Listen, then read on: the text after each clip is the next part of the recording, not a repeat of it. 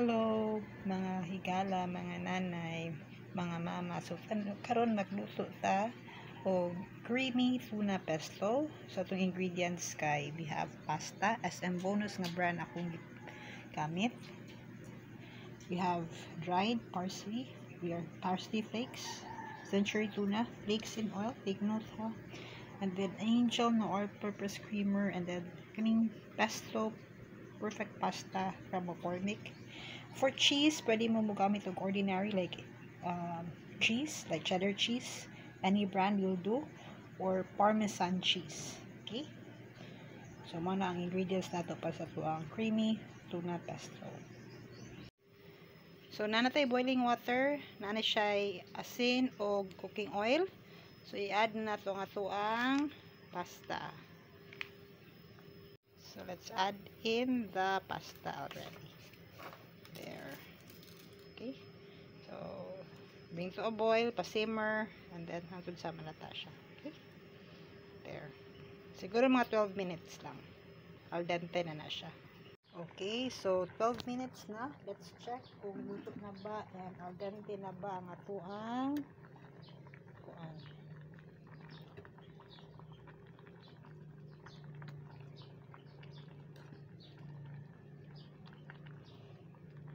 Umok na siya, but let's make sure akong tilawan. Dapat wala na siya white spot sa tunga. So kung ano siya white spot sa tunga, mean to say luto na. Okay, let's try. Okay, so akong gitry, gawa na ako ganina, ako napakita sa kunang ko.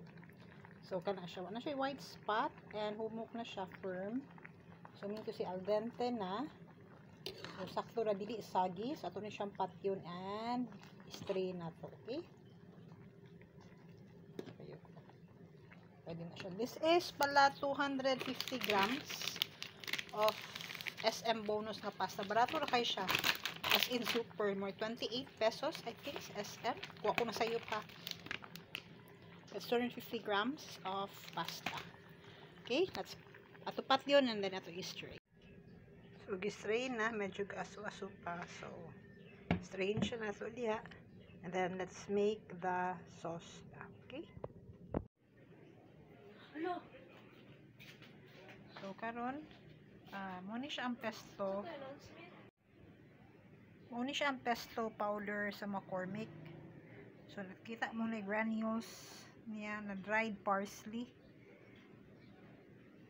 And then butangan na nato karon sa oil. Dissolve siya nato using sa oil aning century tuna.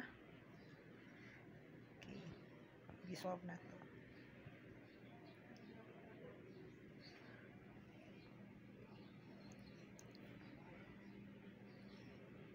There.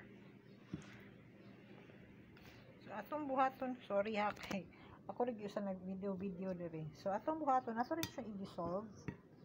Kay ang nakasoy mo ko nga akong gidilit butang while nagluto ko, nag-clumps, nagkana bitaw nagkumpul-kumpul.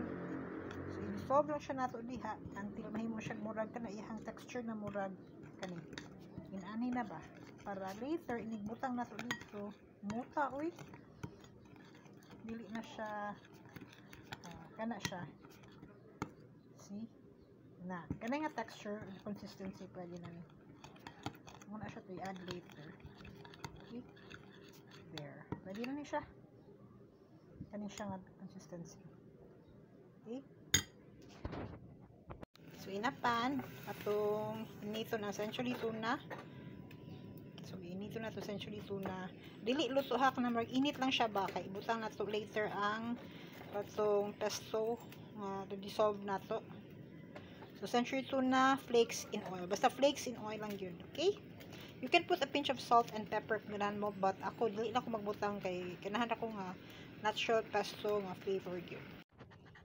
Okay, there you go. So kita niyo nag-aso na siya. So let's add in ang ato ang pesto na dissolve. So this green cake and then ato i-sago.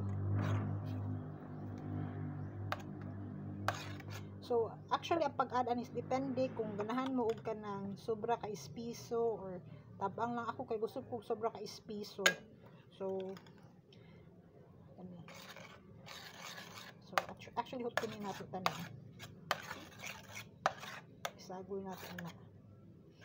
Pabukalon nato, after mo bukal, i-add nato ang all-purpose cream para mahimo siyang creamy tuna pesto.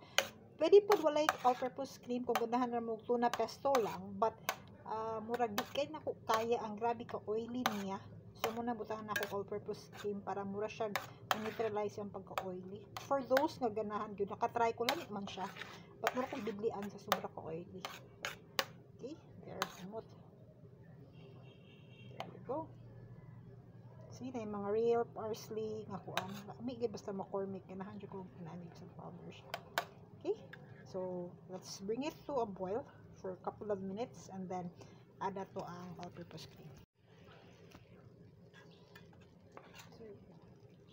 Yurot na ko tanan. There. So, nag-training simmer na siya. Let's now add in the all-purpose cream. Okay? There you go. Okay, so hutlo na to ni para creamy kaayo. Okay. There. Angel's all-purpose cream, barato ra kay ni morning ka din siya kung gipalit. First time na ko mo gamit og Angel's na all-purpose creamer. There you go. Okay, let's mix this. Incorporate natin ang pesto sauce o atong all-purpose cream para ma-creamy siya. Okay. There.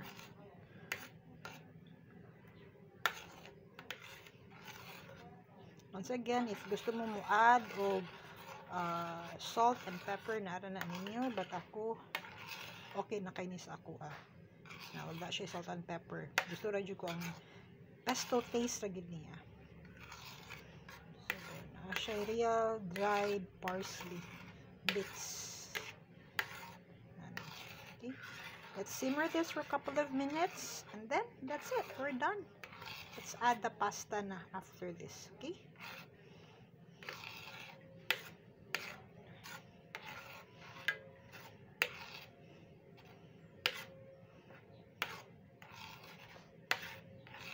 Mag-plating na ta after. Okay, so ni-simmer na siya. Let's add in the pasta. There. Let's add. Wala ko ikatong karabunit sa pasta. So, let's add in all of the pasta. Okay. There you go.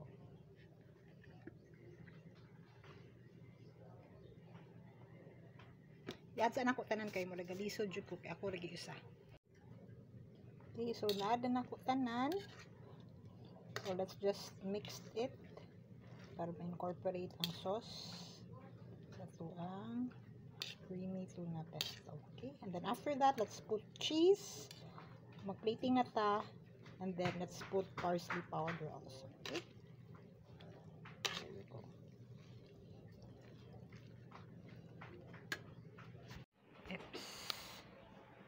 Okay. So, mag-plating na ta. Magbutang tag cheese sa ibabaw. You can use Parmesan cheese. Umo kapalit. Mas best kilang Parmesan cheese. So, I'm using Eden cheese. So, let's top it with cheese. So, top it anywhere you want. So, di kay ko kay butang. Tansya na. There you go. There. Just top it with cheese. Pilit-pilit siya.